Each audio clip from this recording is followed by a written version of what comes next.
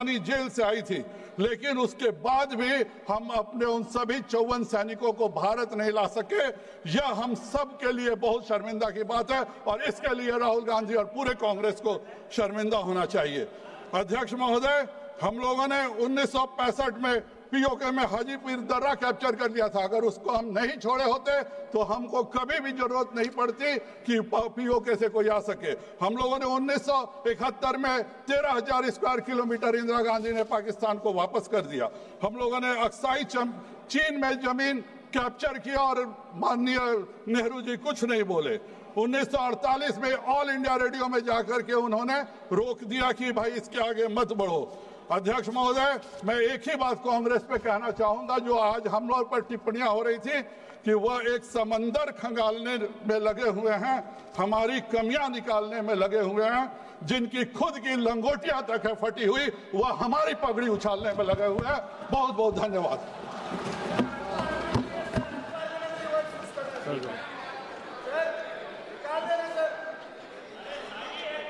माननीय प्रधानमंत्री माननीय मोदी जी,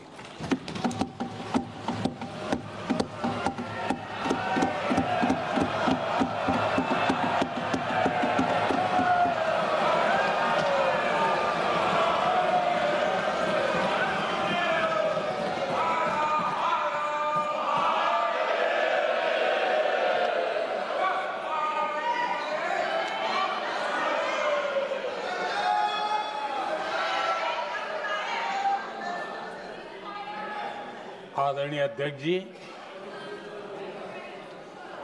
इस सत्र के प्रारंभ में ही मैं जब मीडिया के साथियों से बात कर रहा था, तब मैंने सभी माननीय सांसदों को अपील करते हुए एक बात का उल्लेख किया था। मैंने कहा था कि ये सत्र भारत के विजयोत्सव का सत्र है।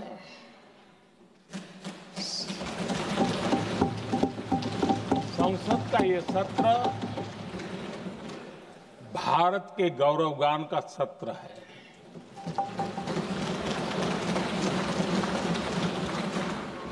आदरणीय अध्यक्ष जी,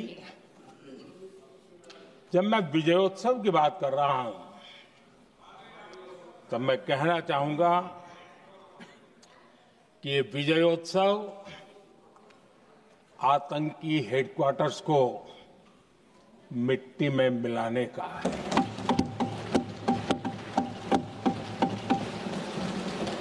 जब मैं विजयोत्सव कहता हूं तो ये विजयोत्सव सिंदूर की सौगंध पूरा करने का है।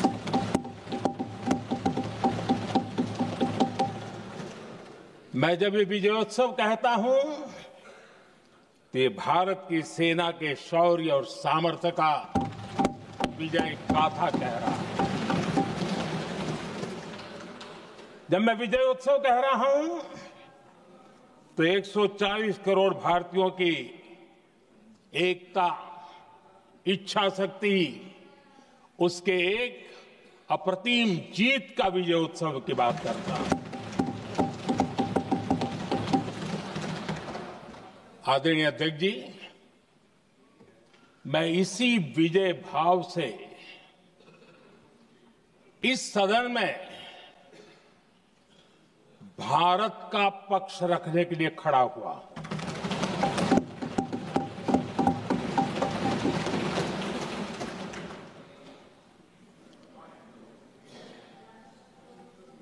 और जिन्हें भारत का पक्ष नहीं दिखता है, उन्हें मैं आईना दिखाने के लिए खड़ा हुआ।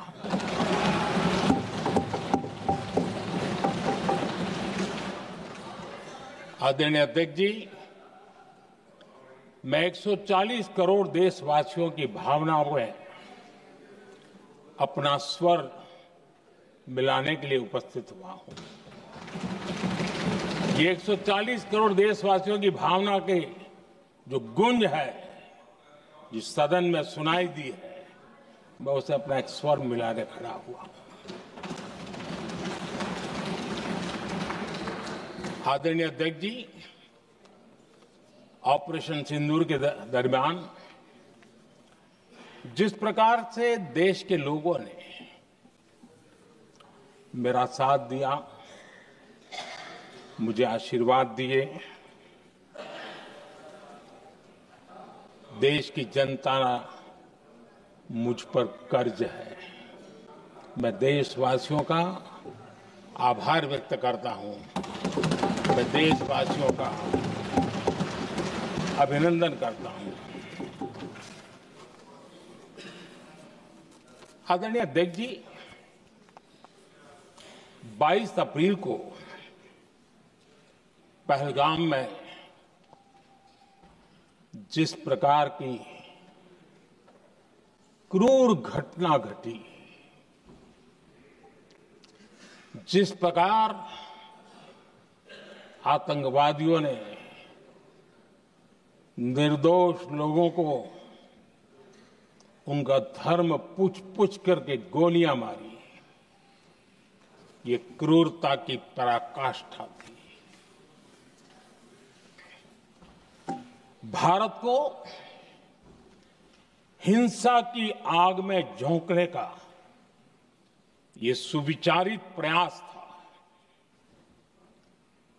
भारत में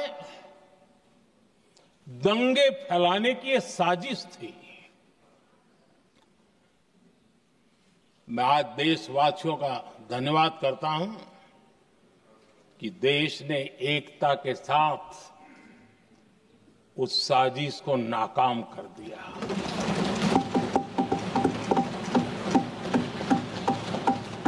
आदरणीय अध्यक्ष जी, 22 अप्रैल के बाद मैंने एक सार्वजनिक रूप से और विश्व को समझ में आए इसलिए कुछ अंग्रेजी में भी वाक्यों का प्रयोग किया था और मैंने कहा था कि हमारा संकल्प है, हम आतंकियों को मिट्टी में मिला देंगे।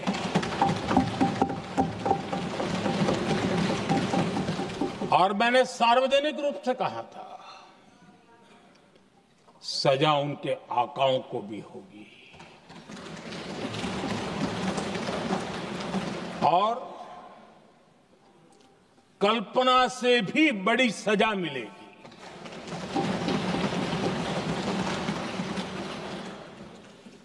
22 अप्रैल को मैं विदेश था,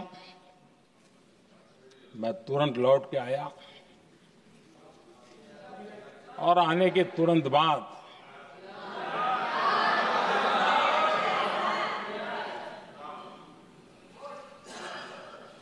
मैंने एक बैठक बुलाई और उस बैठक में हमने साफ साफ निर्देश दिए कि आतंकवाद को करारा जवाब देना होगा और ये हमारा राष्ट्रीय संकल्प है। आदरणीय अध्यक्ष जी, हमें हमारे सैन्य बलों की क्षमता पर पूरा विश्वास है, पूरा भरोसा है उनकी क्षमता पर, उनके सामर्थ्य पर, उनके साहस पर। सेना को कार्रवाई की खुली छूट दे दी गई और यह भी कहा गया कि सेना तय करें कब, कहां, कैसे, किस प्रकार से। ये सारी बातें उस मीटिंग में साफ साफ कह दी गई और कुछ बातें उसमें से मीडिया में शायद रिपोर्ट भी हुई है।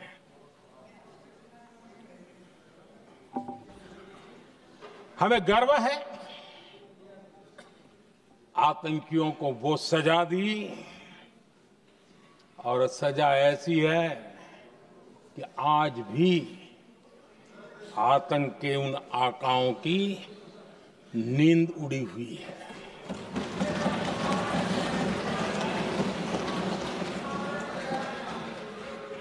आदरणीय अध्यक्ष जी,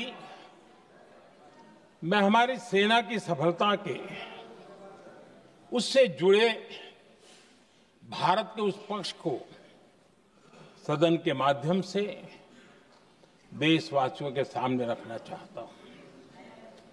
पहला पक्ष, पहलगाम हमले के बाद से ही पाकिस्तानी सेना को अंदाजा लग चुका था कि भारत कोई बड़ी कार्रवाई करेगा। उनके तरफ से न्यूक्लियर की धमकियों के भी बयान आना शुरू हो चुके थे।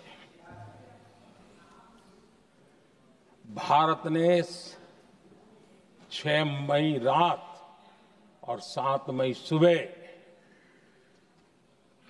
जैसा तय किया था वैसी कार्रवाई की और पाकिस्तान कुछ नहीं कर पाया। 22 मिनट में 22 अप्रैल का बदला निर्धारित लक्ष्य के साथ हमारी सेना ने ले लिया। दूसरा पक्ष, आदरणीय अध्यक्ष जी, पाकिस्तान के साथ हमारी लड़ाई तो कई बार हुई है, लेकिन ये पहली ऐसी भारत की रणनीति बनी कि जिसमें पहले जहां कभी नहीं गए थे वहां हम पहुंचे। पाकिस्तान के कोने कोने में आतंकी अड्डों को धुआं धुआं कर दिया गया।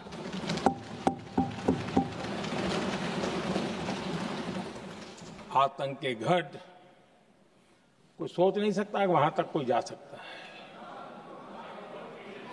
बहावलपुर और मुर्गे उसको भी जमींदोस्त कर दिया गया। आदरणीय अध्यक्ष जी, हमारे सेनाओं ने आतंकी अड्डों को तबाह कर दिया। तीसरा पक्ष, पाकिस्तान की न्यूक्लियर धमकी को हमने झूठा साबित कर दिया।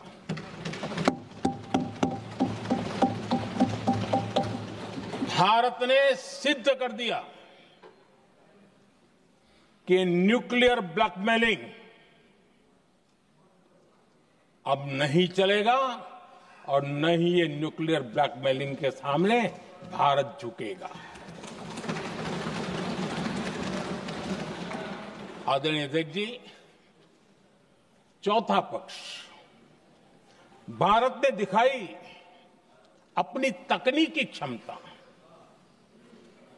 पाकिस्तान के सीने पर सटीक प्रहार किया। पाकिस्तान के एयरबेस एसेट्स को भारी नुकसान हुआ और आज तक उनके कई एयरबेस आईसीयू में पड़े हैं। आज टेक्नोलॉजी आधारित युद्ध का युग है। ऑपरेशन सिंदूर इस महारत में भी सफल सिद्ध हुआ है।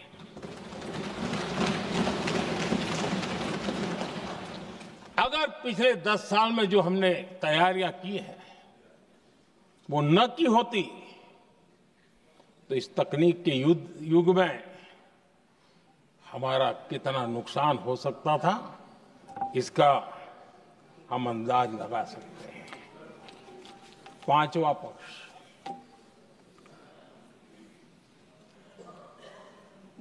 ऑपरेशन सिंदूर के दरमियान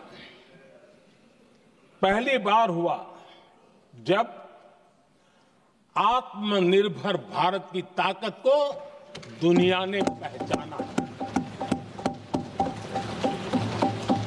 made in India drone, made in India missile ने पाकिस्तान के हथियारों की पोल खोल करके रख दी।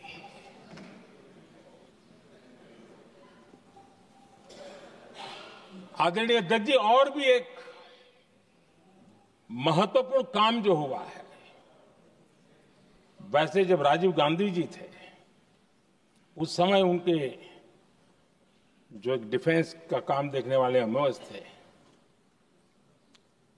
उन्होंने जब मैंने सीडीएस की घोषणा की तो वो बहुत प्रसन्न होकर के मुझे मिलने आए थे और बहुत बहुत प्रसन्न थे वो। इस समय ऑपरेशन में नेवी, आर्मी, एयरफोर्स, तीनों सेनाओं का जॉइंट एक्शन, इसके बीच की सिनर्जी, इसने पाकिस्तान के छक्के छुड़ा दिए।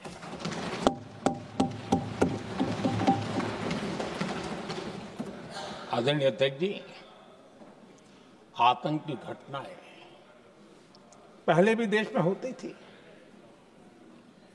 लेकिन पहले आतंकवादियों के मास्टरमाइंड निश्चिंत होते थे और वो आगे की तैयारी में लगे रहते थे, उनको पता था कुछ नहीं होगा।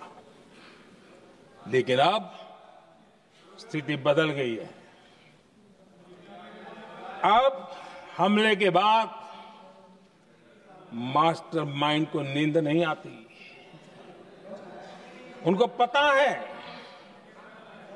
कि भारत आएगा और मार के जाएगा।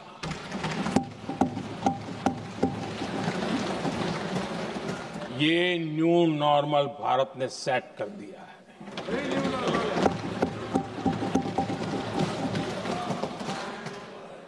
आदरणीय अध्यक्ष जी, दुनिया ने देख लिया कि हमारी कार्यवाही का दायरा कितना बड़ा, स्केल कितना बड़ा। सिंदूर से लेकर के सिंधु तक पाकिस्तान पर कार्रवाई की है।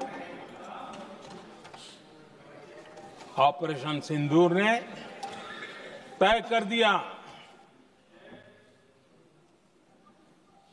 कि भारत में आतंकी हमले की, उसके आकाओं को और पाकिस्तान को भारी कीमत चुकानी पड़ेगी। अब ऐसे ही नहीं जा सकते। आदरणीय अध्यक्ष जी, ऑपरेशन सिंदूर से स्पष्ट होता है कि भारत ने 3 सूत्र तय किए हैं।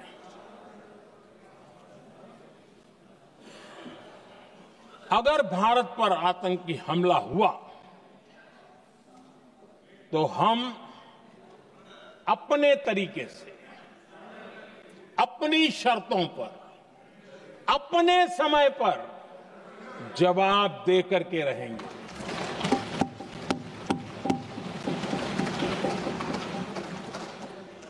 दूसरा, कोई भी न्यूक्लियर ब्लैकमेल अब नहीं चलेगा।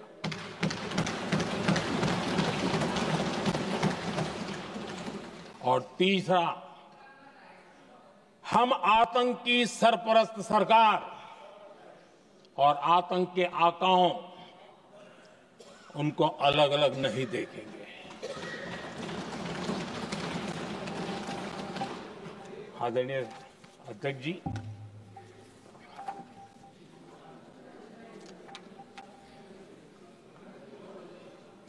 यहां पर विदेश नीति को लेकर के भी काफी बातें कही गई हैं।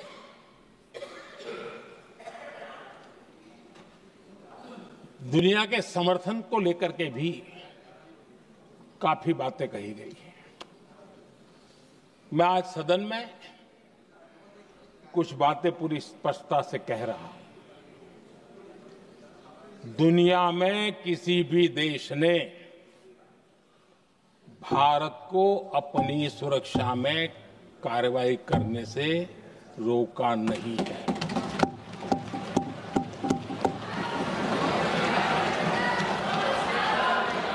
संयुक्त राष्ट्र 193 कंट्रीज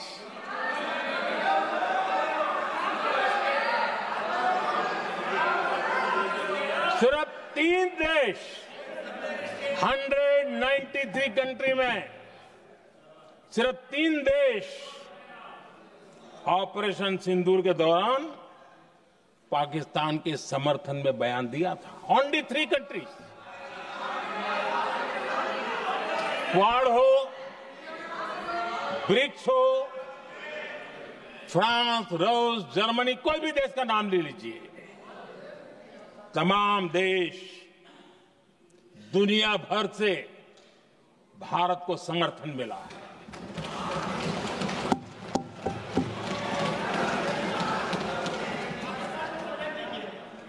आदरणीय अध्यक्ष जी, दुनिया का समर्थन तो मिला, दुनिया के देशों का समर्थन मिला, माननीय, लेकिन ये दुर्भाग्य है कि मेरे देश के वीरों के पराक्रम को कांग्रेस का समर्थन नहीं।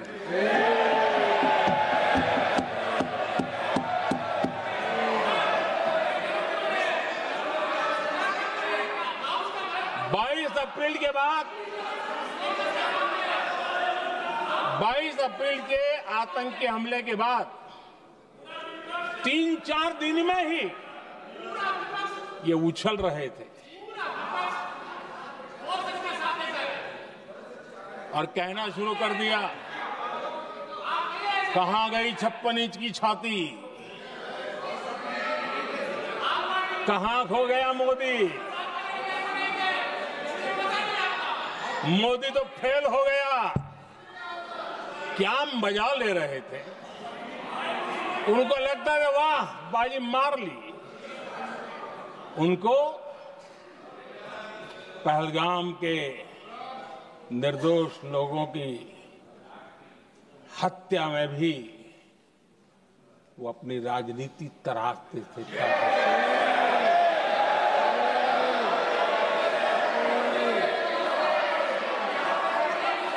अपनी स्वार्थी राजनीति के लिए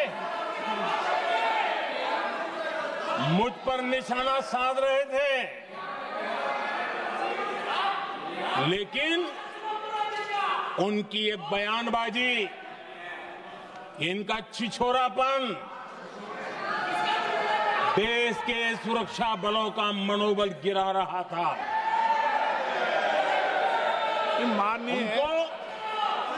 माननीय प्रतिपक्ष के नेता, 1 मिनट, प्रतिपक्ष के नेता आपकी बात अपने ध्यान से सुनिए।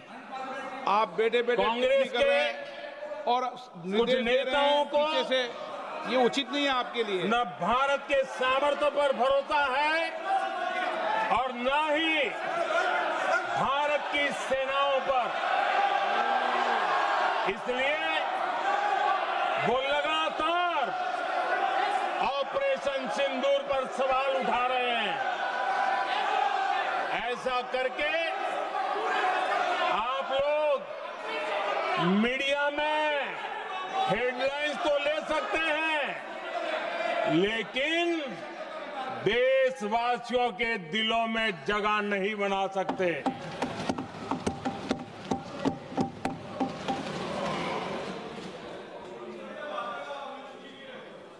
आदरणीय सभापति जी, आदरणीय अध्यक्ष जी,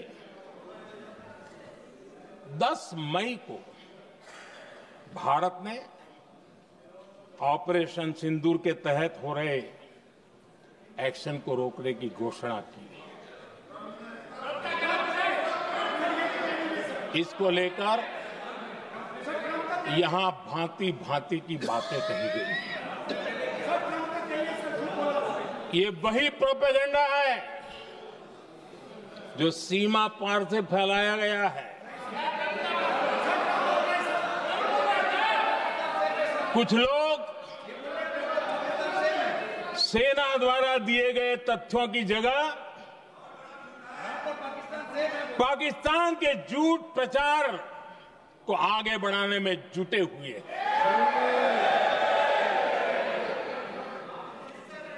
जबकि भारत का रुख हमेशा स्पष्ट रहा है। आदरणीय अध्यक्ष जी, कुछ चीजें मैं जरा स्मरण भी कराना चाहता हूं। जब सर्जिकल स्ट्राइक हुआ उस समय हमने लक्ष्य तय किया था, हमारे जवानों को तैयार करके कि हम उनके इलाके में जाकर के आतंकियों के जो लॉन्चिंग पैड है उनको नष्ट करेंगे। और सर्जिकल स्ट्राइक, एक रात के उस ऑपरेशन में हमारे लोग सूर्योदय होते होते काम पूरा करके वापस आए। लक्ष्य निर्धारित था कि ये करना है। जब बालाकोट एयर स्ट्राइक किया तो हमारा लक्ष्य तय था कि आतंकियों के जो ट्रेनिंग सेंटर्स है इस बार हम उसको तबाह करेंगे, और हमने वो भी करके दिखाया। ऑपरेशन सिंदूर के समय हमारा लक्ष्य तय था, और हमारा लक्ष्य था कि आतंक के जो एपी सेंटर है और पहलगाम के आतंकियों को जहां से पुरजोश योजना बनी, ट्रेनिंग मिली, व्यवस्था मिली, उस पर हमला करेंगे। हमने उनके नाभि पर हमला कर दिया।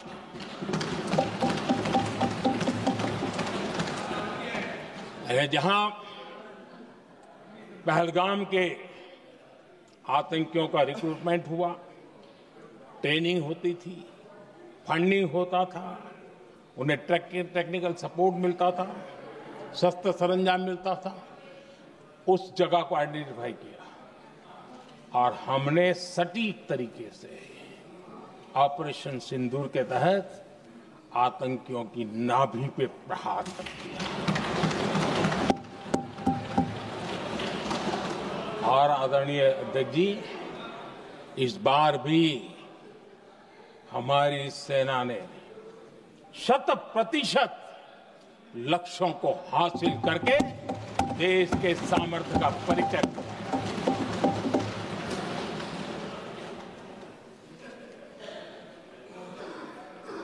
कुछ लोग जानबूझ करके कुछ चीजें भूलने में इंटरेस्टेड होते हैं। देश भूलता नहीं है, देश को याद है। 6 रात और 7 मई सुबह ऑपरेशन हुआ था, और 7 मई को सुबह भारत ने प्रेस कॉन्फ्रेंस हमारी सेना ने की, और इस प्रेस कॉन्फ्रेंस में भारत ने स्पष्ट कर दिया था, और पहले दिन से क्लियर था कि हमारा लक्ष्य है आतंकियों के आका, आतंकियों की जो व्यवस्थाएं जहां से होती है वो, और उनके अड्डे, उनको हम ध्वस्त करना चाहते थे। और हमने प्रेस कॉन्फ्रेंस में कह दिया था, हमने हमारा काम कर दिया है, हमने जो तय किया था पूरा कर दिया है। और इसलिए 6-7 मई को ऑपरेशन हमारे हाथ संतोषजनक होने के तुरंत बाद, कल जो राजनाथ जी ने कहा था, मैं डंके की चोट पर दोबारा दोहराता हूं, भारत की सेना ने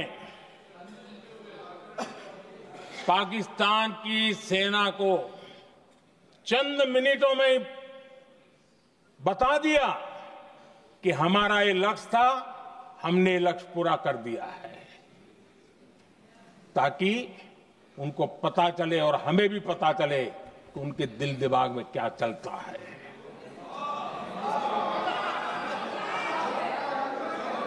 हमने अपना लक्ष्य 100% हासिल कर लिया था और पाकिस्तान में समझदारी होती तो आतंकियों के साथ खुलेआम खड़े रहने की गलती न करता। उसने निर्लज्ज होकर के आतंकवादियों के साथ खड़े रहने का फैसला किया। हम पूरी तरह तैयार थे, हम भी मौके की तलाश में थे, लेकिन हमने दुनिया को बताया था कि हमारा लक्ष्य आतंकवाद है, आतंकवादी आका है, आतंकवादी ठिकाने हैं। वो हमने पूरा कर दिया। लेकिन जब पाकिस्तान ने आतंकियों की मदद में आने का फैसला किया और मैदान में उतरने की हरकत की, तो भारत की सेना ने सालों तक याद रह जाए ऐसा करारा जवाब दे करके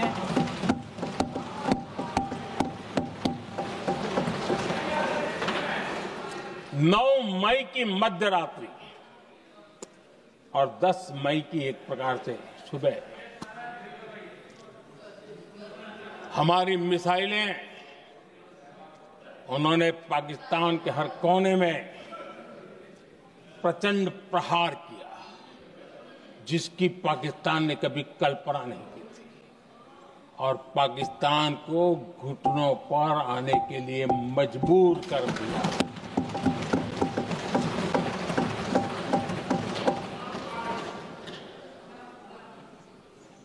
और आपने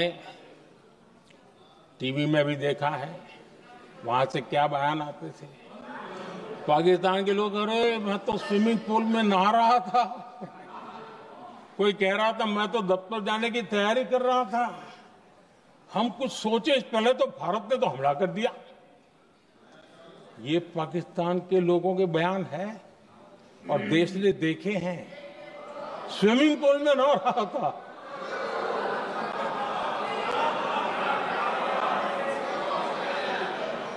और जब इतना कड़ा प्रहार हुआ, पाकिस्तान ने कभी सोचा तक नहीं था, तब जाकर के पाकिस्तान ने फोन करके डीजीएमओ के सामने फोन करके गुहार लगाई, बस करो, बहुत मारा, अब ज्यादा मार झेलने की ताकत नहीं है, प्लीज हमला रोक दो। ये पाकिस्तान के डीजीएमओ का फोन था। और भारत ने तो पहले दिन ही कह दिया था, 7 तारीख सुबह की प्रेस देख लीजिए, कि हमने हमारा लक्ष्य पूरा कर दिया है, अगर आप कुछ करोगे तो महंगा पड़ेगा। और आप धीरे ऐसे कैसे चलता है? प्लीज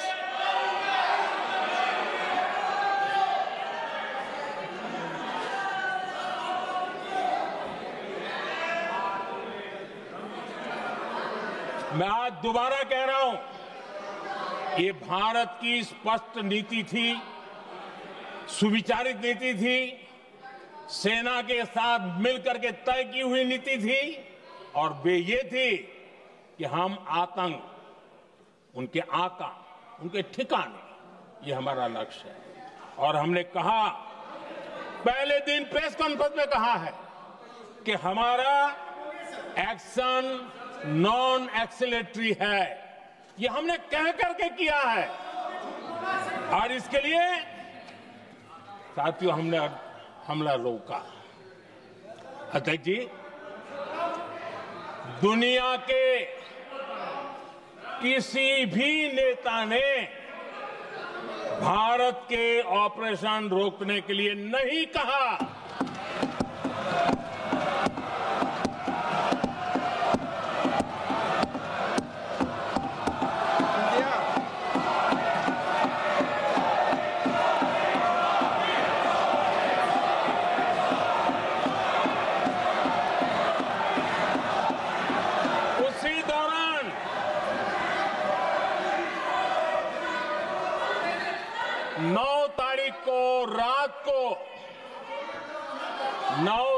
को रात को अमेरिका के उपराष्ट्रपति जी ने मुझसे बात करने का प्रयास किया। वो घंटे भर कोशिश कर रहे थे, लेकिन मेरी सेना के साथ मीटिंग चल रही थी, तो मैंने उनका फोन उठा नहीं पाया। बाद में मैंने उनको कॉल बैक किया। मैंने कहा कि आपका फोन था, 3-4 बार आपका फोन आ गया, क्या है? तो अमेरिका के उपराष्ट्रपति जी ने मुझे फोन पे बताया कि पाकिस्तान बहुत बड़ा हमला करने वाला है। ये उन्होंने मुझे बताया। मेरा जो जवाब था, जिनको समझ नहीं आता है उनको तो नहीं आएगा।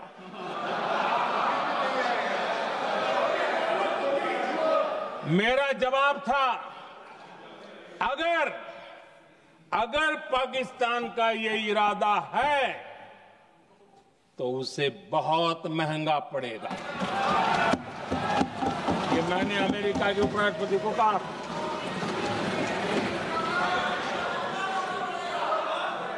अगर पाकिस्तान हमला करेगा तो हम बड़ा हमला कर करके जवाब देंगे। ये मेरा जवाब था। और आगे मेरा एक वाक्य था, मैंने कहा था हम गोली का जवाब गोले से देंगे। ये 9 तारीख रात की बात है, और 9 रात में और 10 सुबह हमने पाकिस्तान को सैन्य शक्ति को तहस नहस कर दिया था। और यही हमारा जवाब था, यही हमारा जज्बा था। और आज पाकिस्तान भी भली भांति जान गया है कि भारत का हर जवाब पहले से ज्यादा तगड़ा होता है।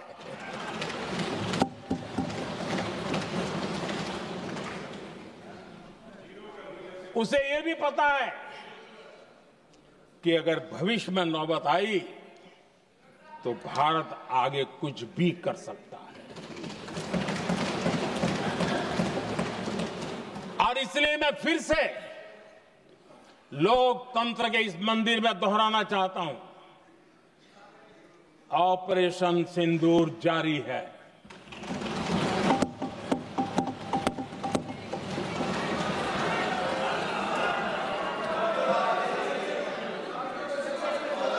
पाकिस्तान ने दुस्साहस की अगर कल्पना की तो उसे करारा जवाब दिया जाएगा।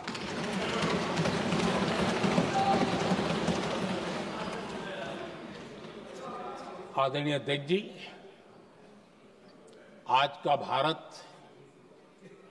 आत्मविश्वास से भरा हुआ है। आज का भारत आत्मनिर्भरता के मंत्र को लेकर के पूरी शक्ति के साथ तेज गति से आगे बढ़ रहा है। देश देख रहा है भारत आत्मनिर्भर बनता जा रहा है। लेकिन देश ये भी देख रहा है कि एक तरफ तो भारत आत्मनिर्भरता की ओर तेज गति से आगे बढ़ रहा है, लेकिन कांग्रेस मुद्दों के लिए पाकिस्तान पर निर्भर होती जा रही है।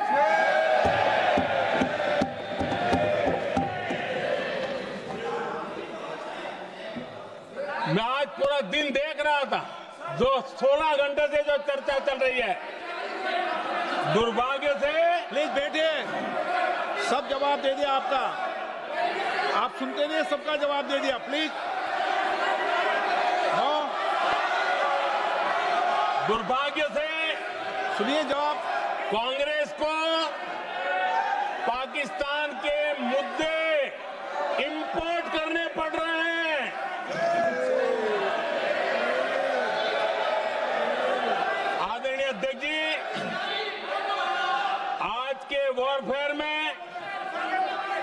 इंफॉर्मेशन और नैरेटिव्स की प्लीज बैठिए। बहुत बड़ी भूमिका है।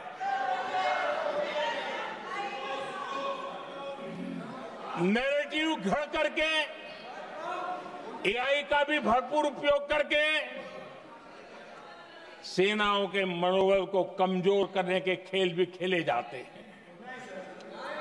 जनता के अंदर अविश्वास पैदा करने के भी भरपूर प्रयास होते हैं।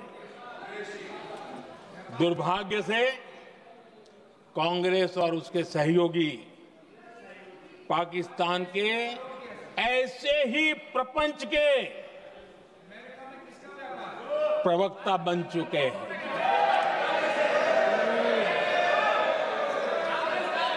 आदरणीय अध्यक्ष जी, देश की सेना ने आदरणीय अध्यक्ष जी, ये तरीका है देश आपका? की सेना ने बैठिए बैठिए। देश की मैं सेना ने सुनते रहे। सर्जिकल स्ट्राइक की। बैठिए।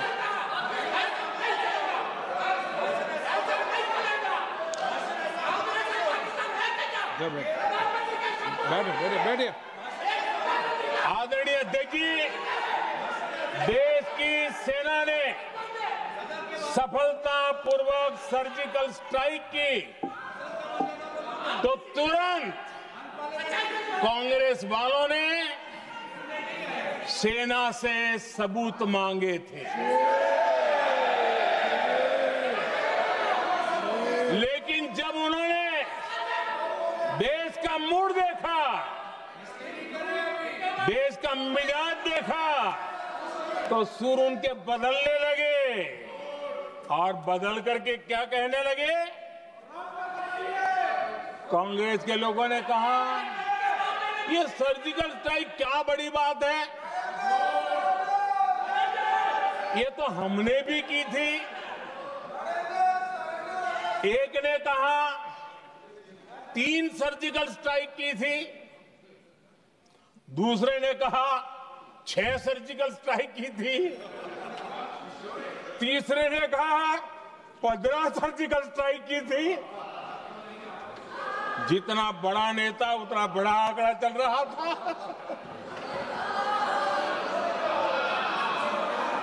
आदरणीय अध्यक्ष जी, इसके बाद बालाकोट में सेना ने एयर स्ट्राइक की। अब एयर स्ट्राइक तो ऐसी थी कि वो कुछ कह नहीं सकते थे, इसलिए ये तो नहीं कहा कि भाई हमने भी की थी। उसमें तो उन्होंने समझदारी दिखाई, लेकिन फोटो मांगने लगे। एयर स्ट्राइक हुई तो फोटो दिखाओ, क्या कहां गिरा, क्या तोड़ा, कितने मरे, बस यही पूछते रहे। पाकिस्तान भी यही पूछता था, ये भी यही पूछते थे। इतना ही नहीं, आदरणीय अध्यक्ष जी, जब पायलट अभिनंदन पकड़े गए तो पाकिस्तान में तो खुशी का माहौल होना स्वाभाविक था कि उनके हाथ में भारतीय सेना का एक पायलट उनके हाथ लगा था। लेकिन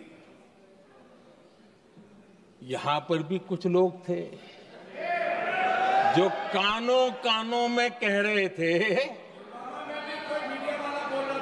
अब मोदी फंसा, अब अभिनंदन वहां आए, मोदी ला करके दिखा दे, अब देखते हैं मोदी क्या करता है।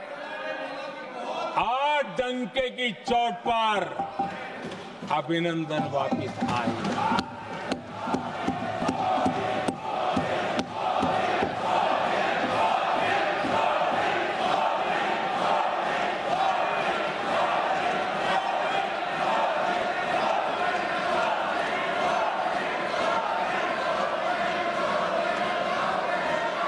अभिनंदन को ले आए तो इनकी बोलती बंद हो गई। इनको लगा यार कि नसीब वाला आदमी है, हमारा हथियार हाथ से निकल गया। आदरणीय अध्यक्ष जी, पहलगाम हमले के बाद हमारा बीएसएफ का एक जवान पाकिस्तान के कब्जे में गया तो फिर इनको लगा वाह बड़ा मुद्दा हाथ में आ गया है, अब मोदी फंस जाएगा। अब तो मोदी की फजीयत जरूर होगी और उनकी इकोसिस्टम ने सोशल मीडिया में बहुत सारी कथाएं वायरल की कि ये बीएसएफ के जवान का क्या होगा, उसके परिवार का क्या होगा, ये वापस आएगा, कब आएगा, कैसे आएगा, न जाने क्या क्या चला दिया।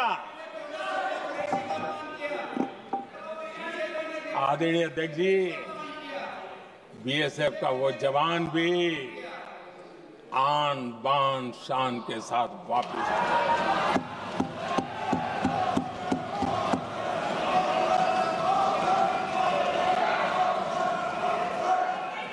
आतंकवादी रो रहे हैं, आतंकवादियों के आका रो रहे हैं और उनको रोते देखकर यहां भी कुछ लोग रो रहे हैं।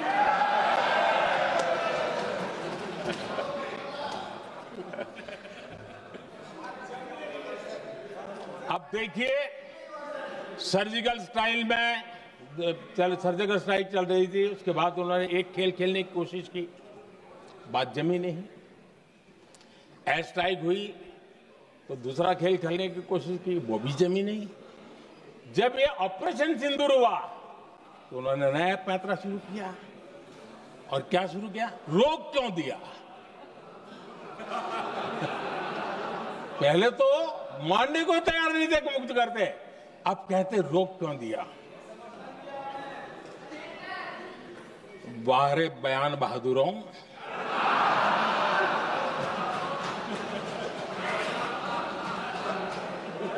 आपको विरोध का कोई न कोई बहाना चाहिए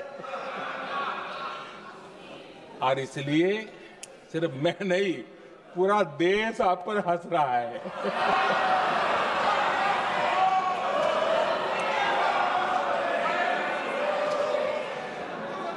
आदरणीय अध्यक्ष जी, सेना का विरोध, सेना के प्रति एक पता नहीं नेगेटिविटी, ये कांग्रेस का पुराना रवैया रहा। देश ने अभी अभी करगिल विजय दिवस मनाया, लेकिन देश पूरी तरह जानता है कि उनके कार्यकाल में और आज तक करगिल के विजय को कांग्रेस ने अपनाया नहीं। न करगिल विजय दिवस मनाया है, न करगिल विजय का गौरव किया। इतिहास साक्षी है अध्यक्ष जी। जब डोकलाम में सैन्य हमारा शौर्य दिखा रहा था, तब कांग्रेस के नेता चुपके चुपके किससे ब्रीफिंग लेते थे वो सारी दुनिया अब जान गई।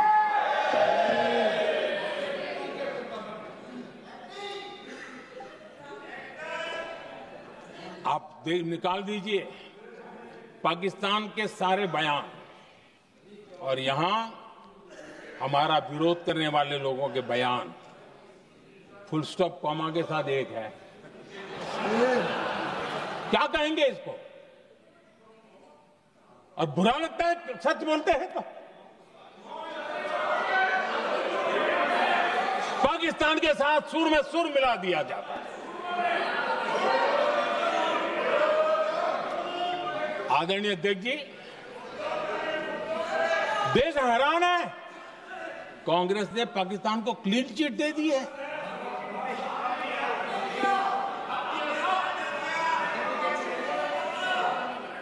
उनकी ये हिम्मत, और इनकी आदत जाती नहीं है, ये हिम्मत कि पहलगाम के आतंकी पाकिस्तानी थे, इसका सबूत दो। क्या कह रहे हो तुम लोग? ये कौन सा तरीका है? और यही मांग पाकिस्तान कर रहा है जो कांग्रेस कर रही है।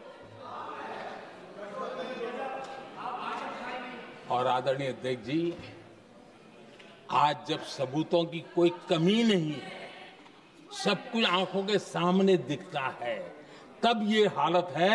अगर ये सबूत ना होते तो क्या करते ये लोग, आप बताइए। आदरणीय अध्यक्ष जी,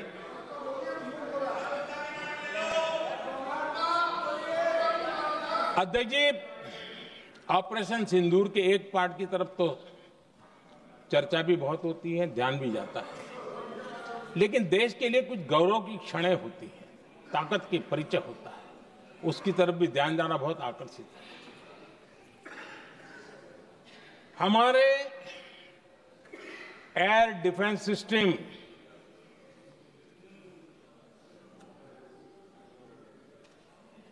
दुनिया में इसकी चर्चा है। हमारे एयर डिफेंस सिस्टम ने पाकिस्तान की मिसाइल और ड्रोन्स उसको तिनके की तरफ बिखेर दिया था।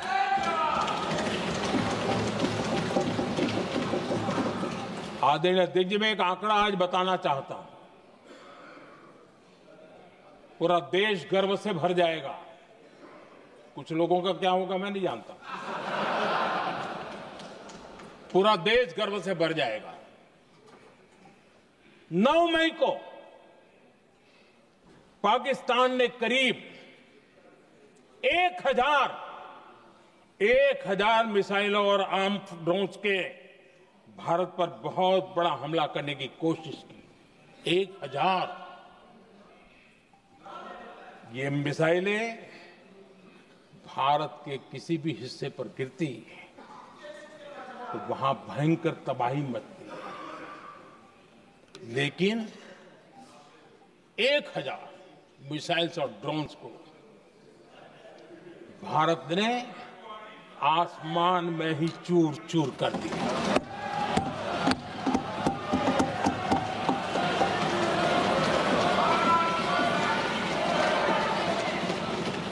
हर देशवासियों को इससे गर्व हो रहा।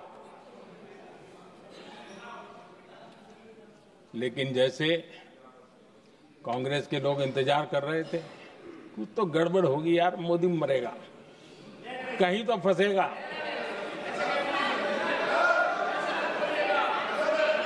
पाकिस्तान ने आदमपुर एयरबेस पर हमले का झूठ फैलाया, उस झूठ को बेचने की भरपूर कोशिश की, पूरी ताकत दी लगा दी। मैं अगले ही दिन आदमपुर पहुंचा और खुद जाकर के उनके झूठ को मैंने बेनकाब कर दिया। तब जाकर के उनको अकल ठिकाने लगी कि अब ये झूठ चलने वाला नहीं है। आदरणीय अध्यक्ष जी, जो हमारे छोटे दलों के साथी हैं, जो राजनीति में नए हैं, उनको कभी शासन में रहने का अवसर नहीं मिला, उनसे कुछ बातें निकलती मैं समझ सकता हूं। लेकिन कांग्रेस पार्टी ने इस देश में लंबे समय तक राज किया है, उसको शासन की व्यवस्थाओं का पूरा पता है, उन चीजों से वो निकले हुए लोग हैं, उनके लिए शासन व्यवस्था क्या होती इसकी समझ पूरी है, अनुभव है उनके पास। उसके बाद भी विदेश मंत्रालय तुरंत जवाब दे, उसको स्वीकारना नहीं, विदेश मंत्री जवाब दे, इंटरव्यू दे, बार बार बोले, उसको स्वीकारना नहीं, गृह मंत्री बोले, रक्षा मंत्री बोले, किसी पर भरोसा नहीं। जिसने इतने सालों तक राज किया, उनको देश की व्यवस्थाओं पर अगर भरोसा नहीं है, तब शक उठता है कि क्या हालत हो गई है इनकी। आदरणीय अध्यक्ष जी, अब कांग्रेस का भरोसा पाकिस्तान के रिमोट कंट्रोल से बनता है और बदलता है।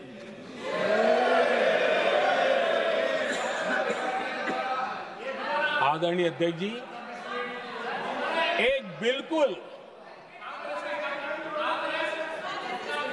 बिल्कुल कांग्रेस के नए सदस्य, यानी उनको तो क्षमा करनी चाहिए, नए सदस्य को क्या कहेंगे, लेकिन कांग्रेस के आका जो उनको लिख करके देते हैं और उनसे बुलवाते हैं, खुद में हिम्मत नहीं है, उनसे बुलवाते हैं कि ऑपरेशन सिंदूर ये तो तमाशा था, ये आतंकवादियों ने जिन 26 लोगों को मौत के घाट उतारा था ना, उस भयंकर क्रूर घटना पर ये तेजाब छिड़कने वाला पाप है। तमाशा कहते हो? आपकी असहमति हो सकती है, और ये कांग्रेस के नेता बुलवाते हैं।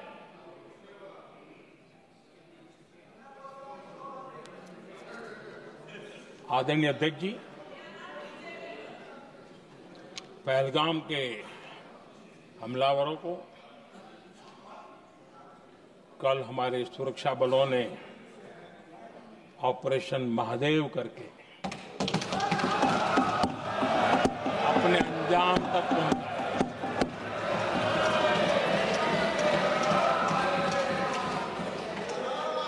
लेकिन मैं हैरान हूं, यहां ठहाके लगा के पूछा गया कि आखिर ये कल ही क्यों हुआ।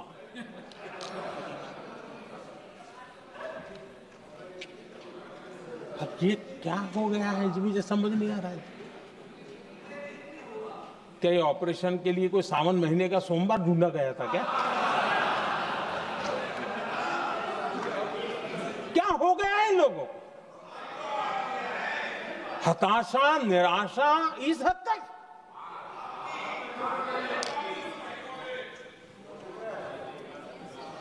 और देखिए मजा, पिछले कई सप्ताह से हाँ ऑपरेशन सिंदूर वगैरह तो ठीक है, पहलगाम के आतंकियों का क्या हुआ, पहलगाम के आतंकियों का अब हुआ तो कल क्यों हुआ?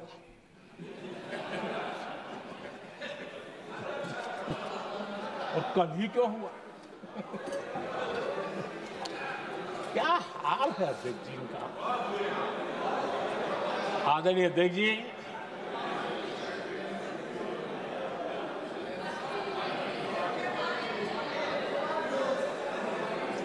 आदरणीय अध्यक्ष जी, शास्त्रों में कहा गया है,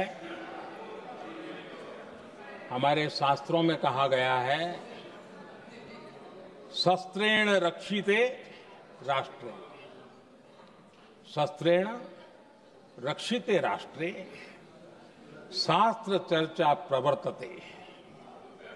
अर्थात जब राष्ट्र शस्त्र से सुरक्षित होते हैं तभी वहां शास्त्र की, ज्ञान की चर्चाएं जन्म ले पाती है। जब सीमा पर सेनाएं मजबूत होती है तभी लोकतंत्र प्रखर होता है। आदरणीय अध्यक्ष जी, ऑपरेशन सिंदूर बीते दशक में भारत की सेना के सशक्तिकरण का एक साक्षात प्रमाण है। ऐसे ही नहीं हुआ है। कांग्रेस के शासन के दौरान सेनाओं को आत्मनिर्भर बनाने के संबंध में सोचा तक नहीं जाता था। आज भी आत्मनिर्भर शब्द की मजाक उड़ा रही है। वैसे वो महात्मा गांधी से आया हुआ है, लेकिन आज भी मजाक उड़ाई जाती है। हर रक्षा सौदे में कांग्रेस अपने मौके खोजती रहती थी।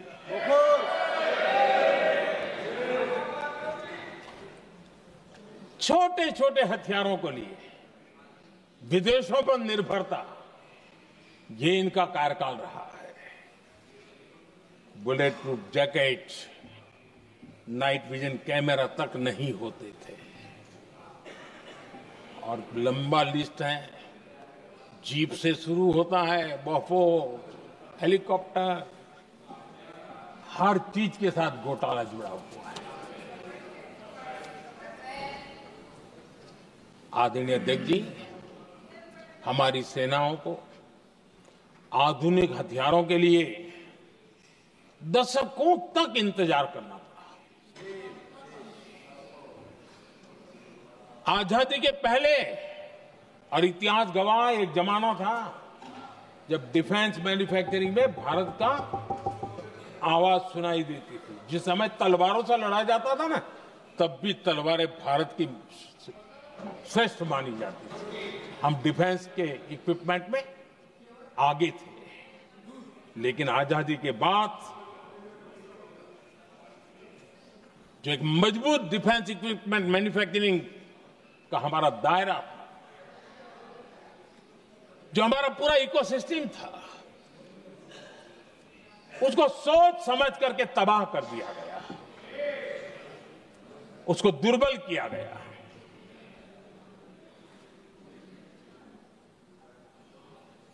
रिसर्च और मैन्युफैक्चरिंग के लिए रास्ते बंद कर दिए गए।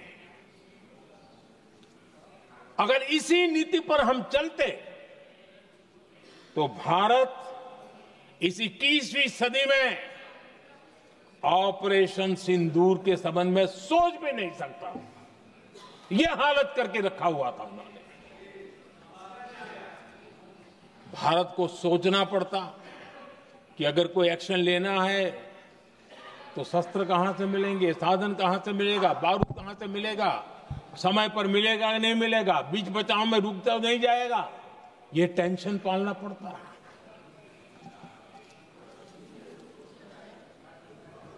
आदरणीय अध्यक्ष जी, बीते एक दशक में मेक इन इंडिया हथियार सेना को मिले, उन्होंने इस ऑपरेशन में बहुत निर्णायक भूमिका निभाई।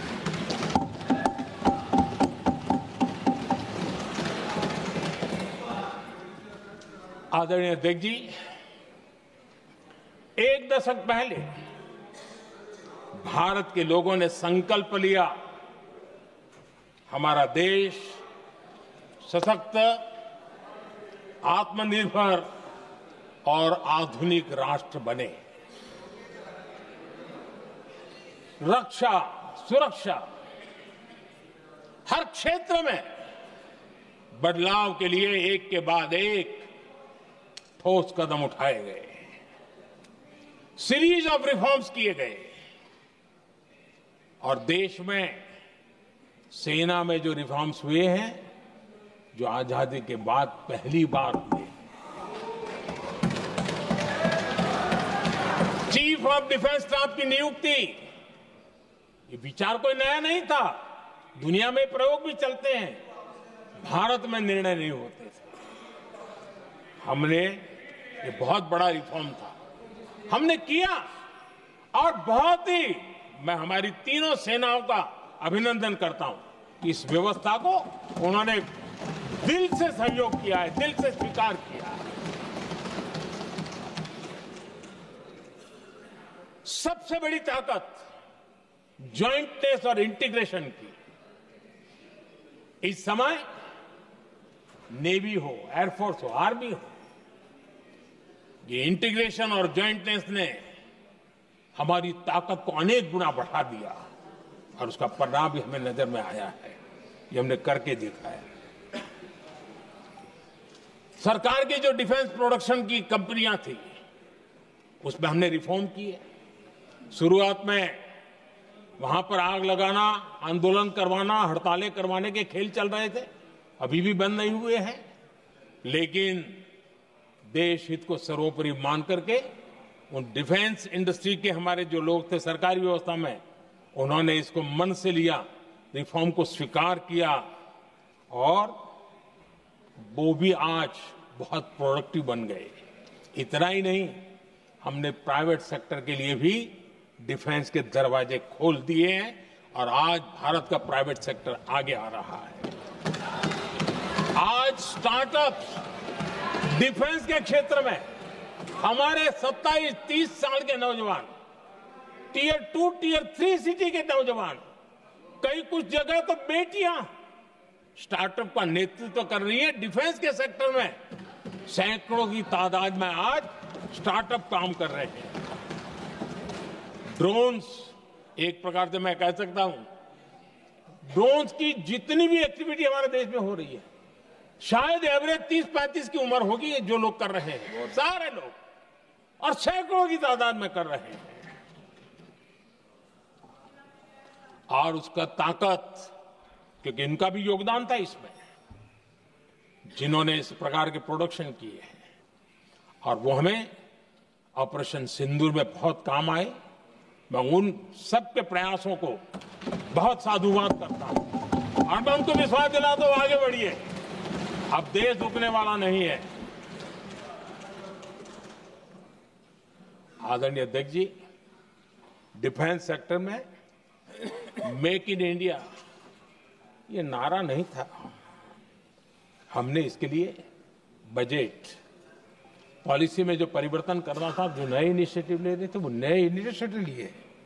और सबसे बड़ी बात, क्लियर कट विजन के साथ हमने देश में make in India defence sector के अंदर तेज गति से हम आगे बढ़ रहे हैं। आदरणीय अध्यक्ष जी, एक दशक में डिफेंस का बजट लगभग पहले से 3 गुना हुआ है। डिफेंस प्रोडक्शन में करीब 250% वृद्धि हुई है, 250% वृद्धि हुई है। 11 वर्षों में डिफेंस एक्सपोर्ट 30 गुना से भी ज्यादा बढ़ा है, 30 गुना से ज्यादा। डिफेंस एक्सपोर्ट आज दुनिया के करीब 100 देशों तक हम पहुंचे। और आदरणीय अध्यक्ष जी, कुछ चीजें ऐसी होती हैं जो इतिहास में बहुत बड़ा प्रभाव छोड़ती हैं। ऑपरेशन सिंदूर ने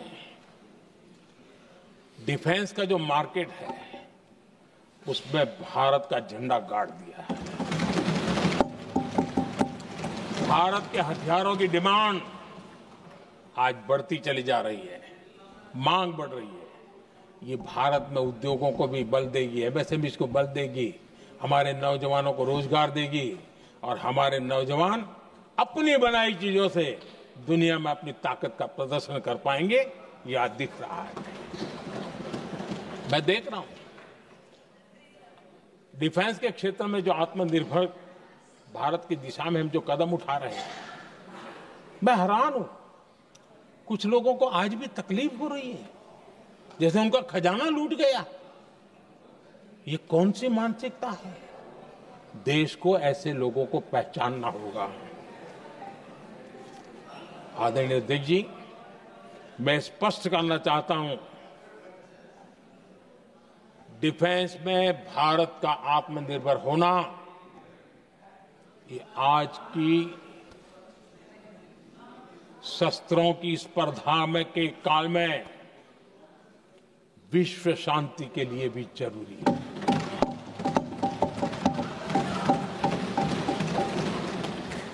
मैं पहले भी कह चुका हूं, भारत युद्ध का नहीं, बुद्ध का देश है।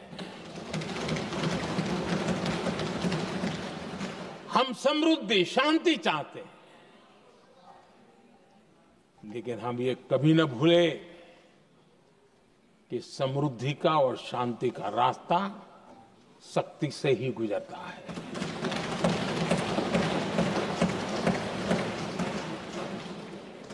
आदरणीय अध्यक्ष जी, हमारा भारत छत्रपति शिवाजी महाराज, महाराजा रणजीत सिंह, राजेंद्र चोला, महाराणा प्रताप, लसित बोरफुकन और महाराजा सुहेलदेव का देश है।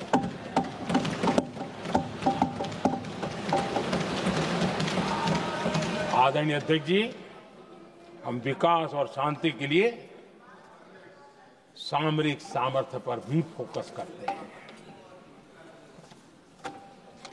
आदरणीय अध्यक्ष जी, कांग्रेस के पास नेशनल सिक्योरिटी का विजन पहले था और आज तो सवाल ही नहीं उठता है।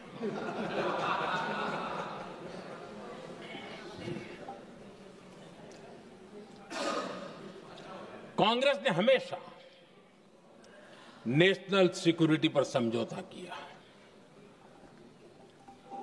आज जो लोग पूछ रहे हैं पीओके को वापस क्यों नहीं लिया, वैसे ये सवाल मुझे ही पूछ सकते हैं और किसको पूछ सकते हैं।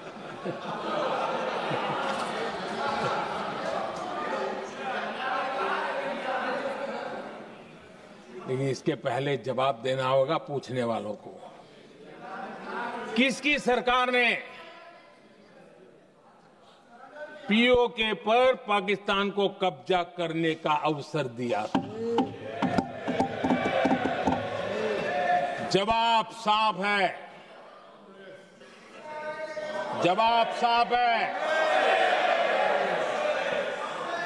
जब भी मैं नेहरू जी की चर्चा करता हूं तो कांग्रेस और उसका पूरा इकोसिस्टम बिलबिला जाता है, पता नहीं क्या है। आदरणीय अध्यक्ष जी, हम एक शेर सुना करते थे, मुझे ज्यादा इसका ज्ञान तो नहीं है लेकिन सुनते थे। लम्हों ने खता की और सदियों ने सजा पाई। आजादी के बाद से ही जो फैसले लिए गए उनकी सजा आज तक देश भुगत रहा है।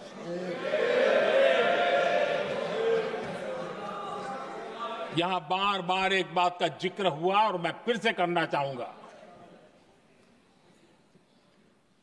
अक्साई चीन की उस पूरे क्षेत्र को बंजर जमीन करार दिया गया, ये कहकर के तो बंजर है।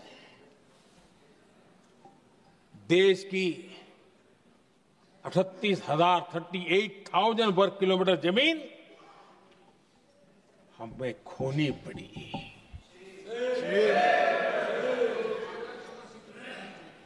आदरणीय अध्यक्ष जी, मैं जानता हूं मेरी कुछ बातें चुभने वाली है।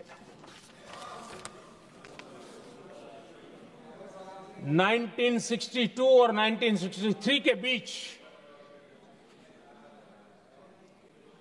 कांग्रेस के नेता जम्मू कश्मीर के पूंछ,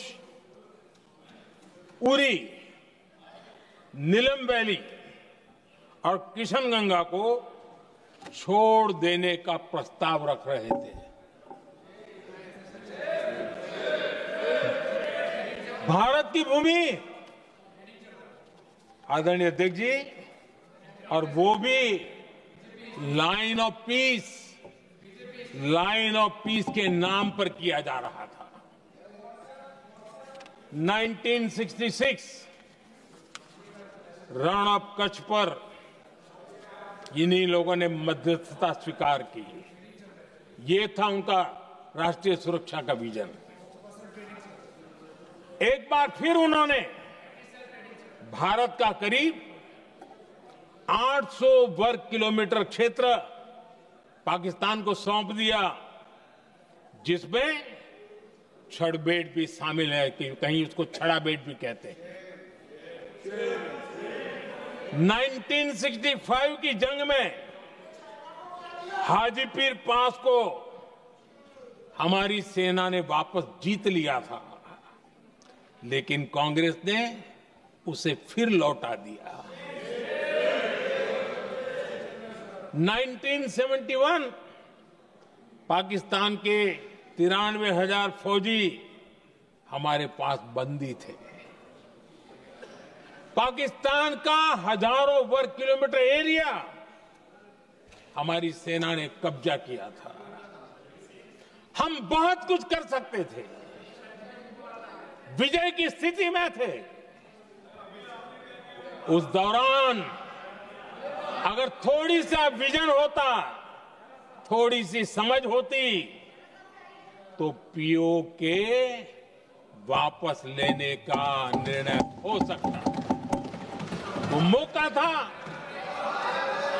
वो मौका भी छोड़ दिया गया। अरे इतना ही नहीं, इतना सारा जब सामने टेबल पर था, अरे कम से कम करतारपुर साहब को तो ले सकते थे, वो ही नहीं कर पाया। 1974 श्रीलंका को कच्चथीवू द्वीप को गिफ्ट कर दिया गया। आज तक हमारे मछुआरे भाई बहनों को इससे परेशानी होती है, उनकी जान पर आफत आती है। क्या गुनाह था तमिलनाडु के मेरे फिशरमैन भाई बहनों का कि आपने उनका हक छीन लिया और दूसरों को गिफ्ट कर दिया?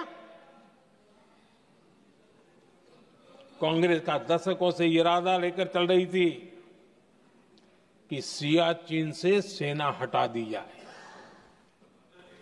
आदरणीय अध्यक्ष जी, 2014 में देश ने इनको मौका नहीं दिया, वरना आज सियाचिन भी हमारे पास नहीं होता।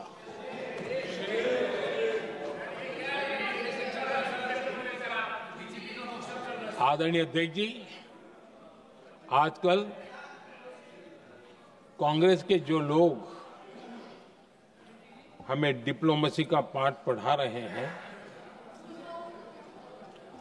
मैं उन्हें उनकी डिप्लोमेसी याद दिलाना चाहता हूं, ताकि उनको भी कुछ याद रहे, पता चले। 26/11 जैसे भयंकर हमले के बाद बहुत बड़ा आतंकी हमला था। कांग्रेस का पाकिस्तान से प्रेम नहीं रुका। इतनी बड़ी घटना 26/11 की हुई थी। विदेशी दबाव में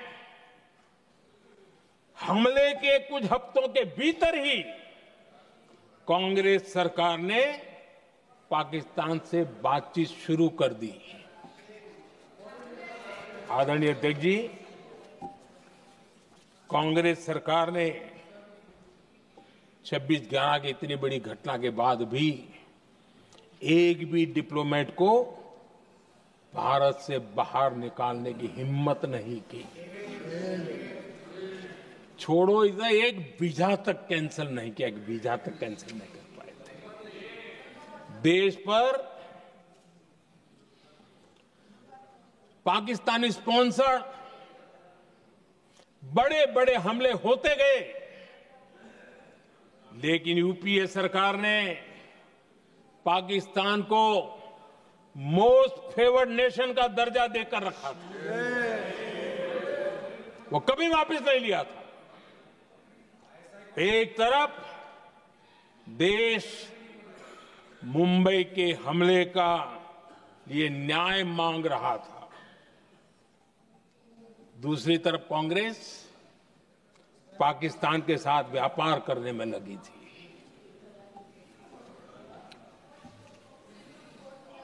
पाकिस्तान वहां से खून की होली खेलने वाले आतंकियों को भेजते रहे, और कांग्रेस यहां अमन की आश के मुशायरे किया करती थी। मुशायरे होते थे। हमने आतंकवाद और अमन की आस का ये वन वे ट्रैफिक बंद कर दिया।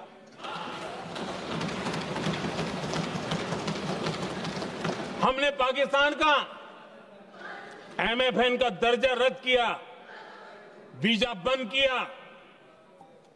हमने अटारी वाघा बॉर्डर को बंद कर दिया। आदरणीय अध्यक्ष जी,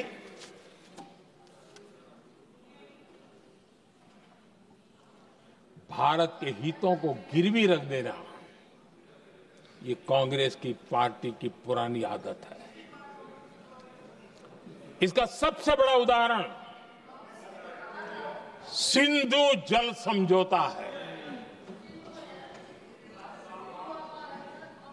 सिंधु जल समझौता किसने किया? नेहरू जी ने किया। और मामला किससे जुड़ा था? भारत से निकलने वाली नदियां, हमारे यहां से निकली हुई नदियां, उसका वो पानी था। और वो नदियां हजारों साल से भारत की सांस्कृतिक विरासत रही है, भारत की चैतन्य शक्ति रही है। भारत को सुजलाम सुफलाम बनाने में उन नदियों का बहुत बड़ा योगदान रहा है। सिंधु नदी जो सदियों से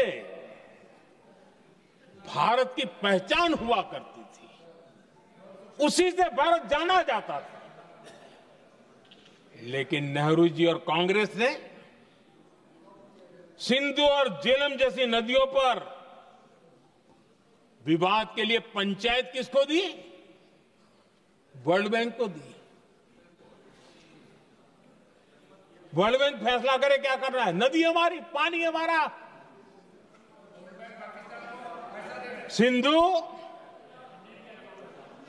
सिंधु जल समझौता सीधा सीधा भारत की अस्मिता और भारत के स्वाभिमान के साथ किया गया बहुत बड़ा धोखा था।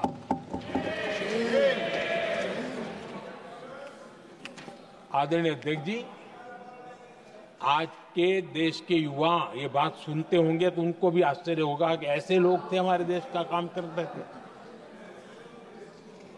नेहरू जी ने इस ट्रीटी करी और क्या किया? ये जो पानी था, जो नदियां थी, जो भारत से निकल रही थी, उन्होंने 80% पानी पाकिस्तान को देने के लिए वो राजी हो गए।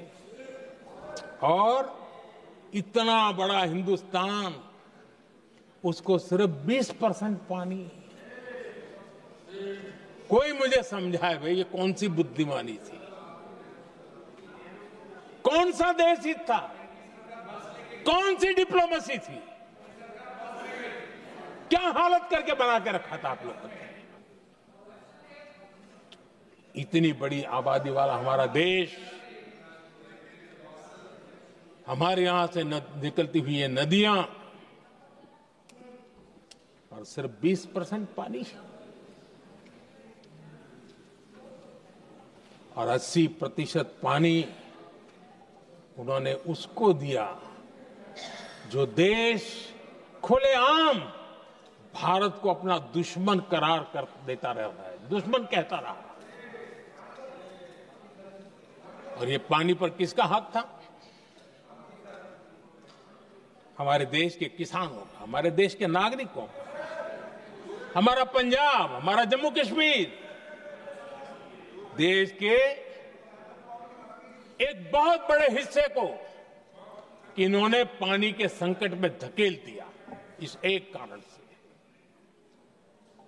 और राज्यों के भीतर भी पानी को लेकर के आपस में संघर्ष पैदा हुई है, प्रतिस्पर्धा पैदा हुई, और उनका जिस पर हक था उस पर पाकिस्तान मौज करता रहा। और ये दुनिया में अपनी डिप्लोमेसी के पाठ पढ़ाते रहते हैं। आदरणीय अध्यक्ष जी, अगर ये ट्रीटी न होती तो पश्चिमी नदियों पर कई बड़ी परियोजनाएं बनती। पंजाब, हरियाणा, राजस्थान और दिल्ली, वहां के किसानों को भरपूर पानी मिलता, पीने के पानी की कोई समस्या नहीं रहती। औद्योगिक प्रगति के लिए भारत बिजली बना पाता। इतना ही नहीं, नेहरू जी ने इसके उपरांत करोड़ों रुपए भी दिए ताकि पाकिस्तान नहर बना सके।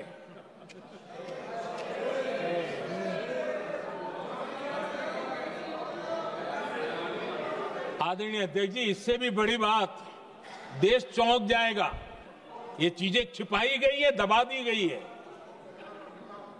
कहीं भी बांध बनता है तो उसमें एक मैकेनिज्म होता है उसकी सफाई का, डीसिल्टिंग का। उसमें जो मिट्टी भर जाती है, बाकी घास वगैरह आकर के भर जाता है तो उसकी कैपेसिटी कम होती है, तो उसकी सफाई के लिए यानी इनबिल्ट व्यवस्था होती है। नेहरू जी ने पाकिस्तान के कहने पर यह शर्त स्वीकार की है कि इन बांध में जो मिट्टी आएगी, कूड़ा कचरा आएगा और बांध भर जाएगा, इसकी सफाई नहीं कर सकते, डीसिल्टिंग नहीं कर सकते हैं। बांध हमारे यहां, पानी हमारा, लेकिन निर्णय पाकिस्तान का कि आप डीसिल्टिंग नहीं कर सकते। इतना ही नहीं, जब इस बार मैं डिटेल में गया तो एक बांध तो ऐसा है कि जहां ये डीसिल्टिंग के लिए जो गेट होता है ना, उसको वेल्डिंग कर दिया गया है ताकि कोई गलती से भी खोल करके वो मिट्टी को निकाल ना दे। पाकिस्तान ने नेहरू जी से लिखवा लिया था कि भारत बिना पाकिस्तान की मर्जी अपने बांधों में जमा होने वाली मिट्टी साफ नहीं करेगा, डीसिल्टिंग नहीं करेगा। ये समझौता देश के खिलाफ था और बाद में नेहरू जी को भी ये गलती माननी पड़ी। इस समझौते में निरंजन दास गुलाटी करके का सज्जन उसमें जुड़े हुए थे।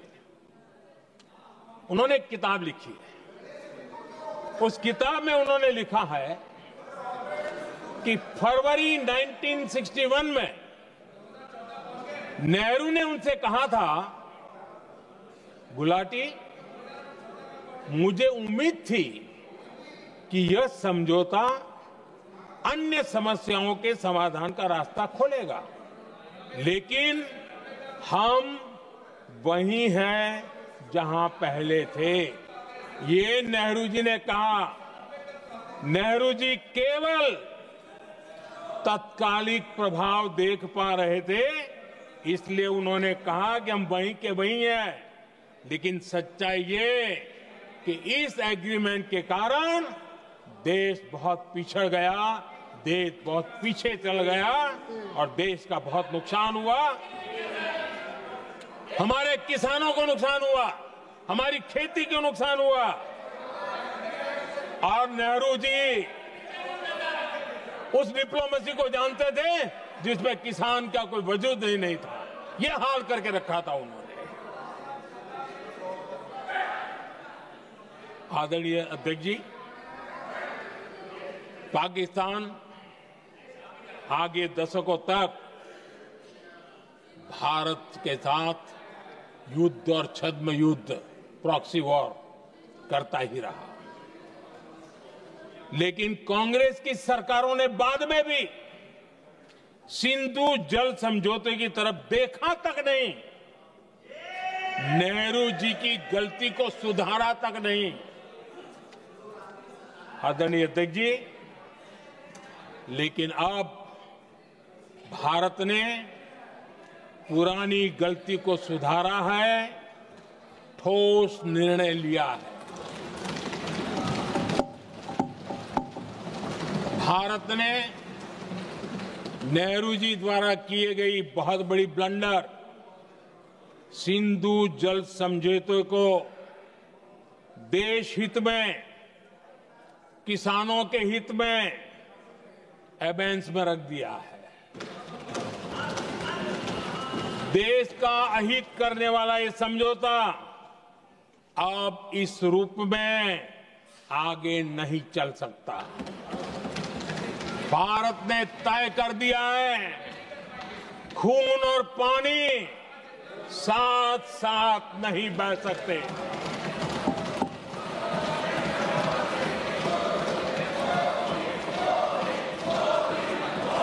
माननीय सदस्य, आप बहुत देर हो गई, आप उपनेता हैं, ये तरीका आप बैठे बैठे टोकते हैं, प्लीज, ये शोभा नहीं देता आपके लिए।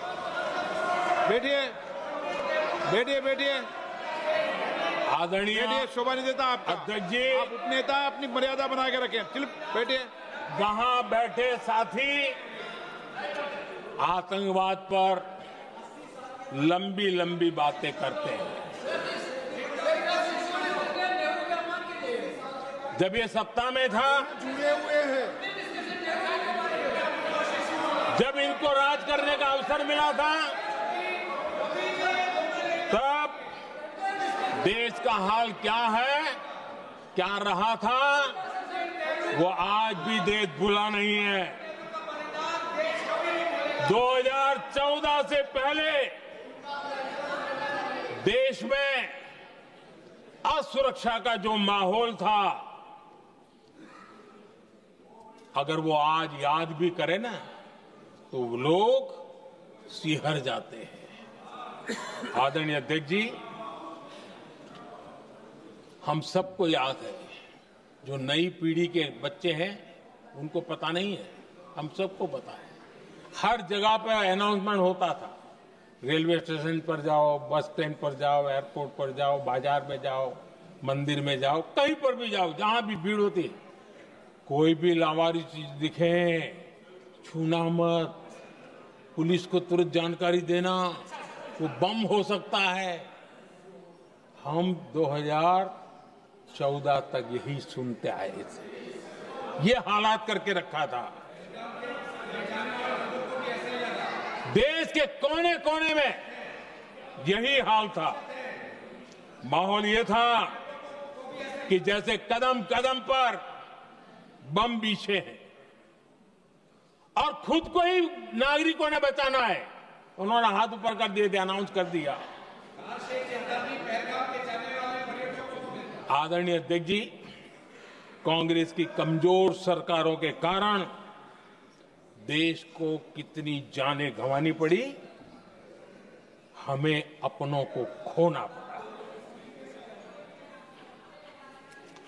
आदरणीय अध्यक्ष जी, आतंकवाद पर लगाम लगाई जा सकती थी। हमारी सरकार ने 11 साल में ये करके दिखाया, एक बहुत बड़ा सबूत है।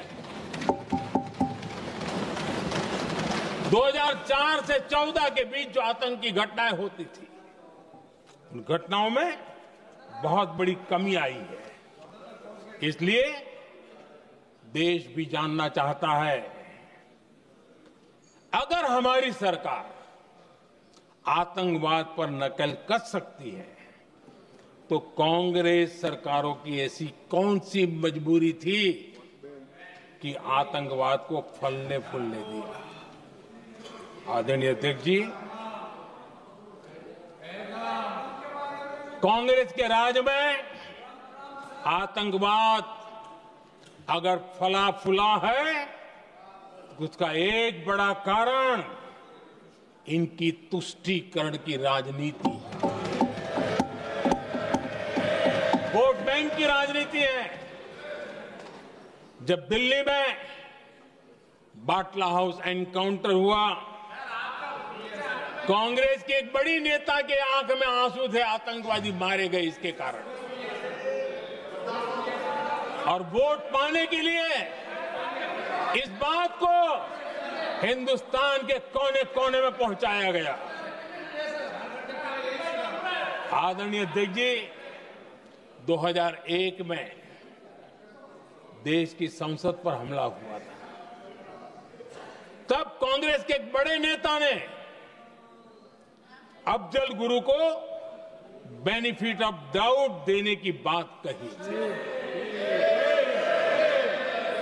आदरणीय अध्यक्ष जी, मुंबई में 26/11 का इतना बड़ा आतंकी हमला हुआ, एक पाकिस्तानी आतंकी जिंदा पकड़ा गया। पाकिस्तान की मीडिया ने, दुनिया ने यह स्वीकार किया कि पाकिस्तानी है, लेकिन यहां कांग्रेस पार्टी इतना बड़ा पाकिस्तान का पाप, इतना बड़ा पाकिस्तानी आतंकी हमला, और ये क्या खेल खेल रहे थे? वोट बैंक की राजनीति के लिए क्या कर रहे थे? कांग्रेस पार्टी इसको भगवा आतंक सिद्ध करने में जुटी हुई है।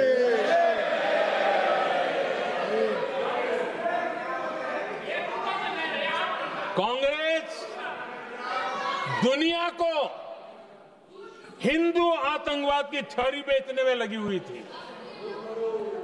कांग्रेस के एक नेता ने अमेरिका के बड़े राजनयिक को यहां तक कह दिया था कि लश्कर-ए तोयबा से भी बड़ा खतरा भारत के हिंदू ग्रुप है।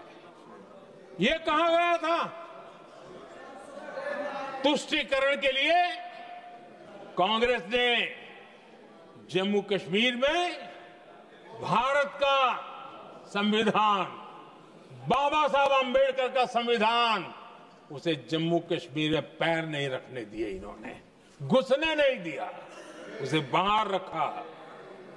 तुष्टीकरण और वोट बैंक की राजनीति के लिए कांग्रेस हमेशा देश की सुरक्षा को बलि चढ़ाती रही। आदरणीय अध्यक्ष जी, तुष्टीकरण के लिए ही कांग्रेस ने आतंकवाद से जुड़े कानूनों को कमजोर किया।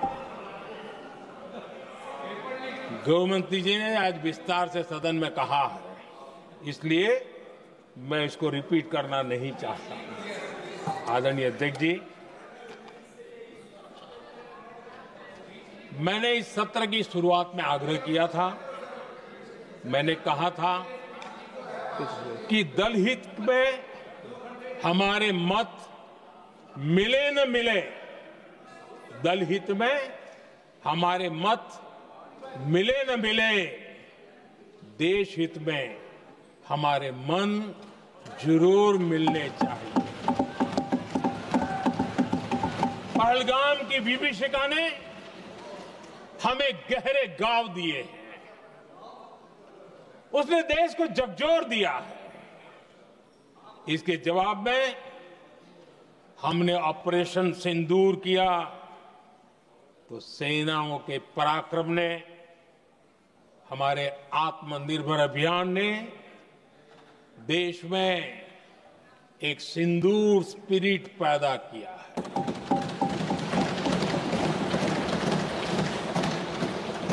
ये सिंदूर स्पिरिट हमने तब भी देखी जब दुनिया भर में हमारे प्रतिनिधि मंडल भारत की बात बताने गए। मैं उन सभी साथियों को बहुत बहुत बधाई देता हूं। आपने बहुत ही प्रभावी ढंग से भारत की बात डंके की चोट पर दुनिया के सामने रखी। लेकिन मुझे दुख इस बात का है, हैरानी भी है, जो खुद को कांग्रेस के बड़े नेता समझते हैं, उनके पेट में दर्द हो रहा है कि भारत का पक्ष दुनिया के सामने क्यों रखा गया। शायद कुछ नेताओं को सदन में बोलने पर भी पाबंदी लगा दी गई है। आदरणीय अध्यक्ष जी, इस मानसिकता से बाहर निकलने की जरूरत है। कुछ पंक्तियां मेरे मन में आती हैं, मैं अपने भाव व्यक्त करना चाहता हूं। आदरणीय अध्यक्ष जी, करो चर्चा और इतनी करो, करो चर्चा और इतनी करो कि दुश्मन दहशत से दहल उठे। दुश्मन दहशत से दहल उठे। रहे ध्यान बस इतना ही, रहे ध्यान बस इतना ही, मान, सिंदूर और सेना का प्रश्नों में भी अटल रहे। हमला मां भारती पर हुआ अगर, तो प्रचंड प्रहार करना होगा। दुश्मन जहां भी बैठा हो, हमें भारत के लिए ही जीना होगा। मेरा कांग्रेस के साथियों से आग्रह है कि एक परिवार के दबाव में पाकिस्तान को क्लीन चिट देना बंद कर दें। जो देश की विजय की क्षण है, कांग्रेस उसे देश के उपहास का क्षण न बनाए। कांग्रेस अपनी गलती सुधारें। मैं आज सदन में फिर स्पष्ट करना चाहता हूं, अब भारत आतंकी नर्सरी में ही आतंकियों को मिट्टी में मिलाएगा।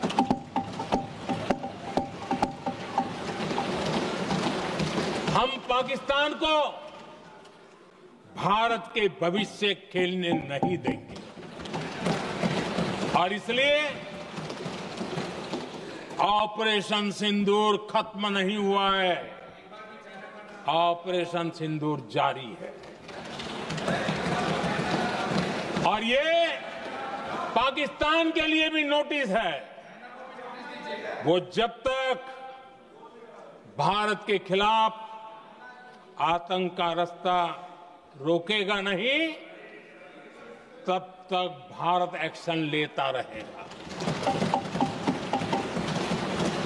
भारत का भविष्य सुरक्षित और समृद्ध होगा, यही हमारा संकल्प है। इसी भाव के साथ मैं फिर से सभी सदस्यों को सार्थक चर्चा के लिए धन्यवाद देता हूं और आदरणीय अध्यक्ष जी, मैंने भारत का पक्ष रखा है, भारत के लोगों की भावनाओं को व्यक्त किया है। मैं सदन का फिर से आभार व्यक्त करता हूं। बहुत बहुत धन्यवाद।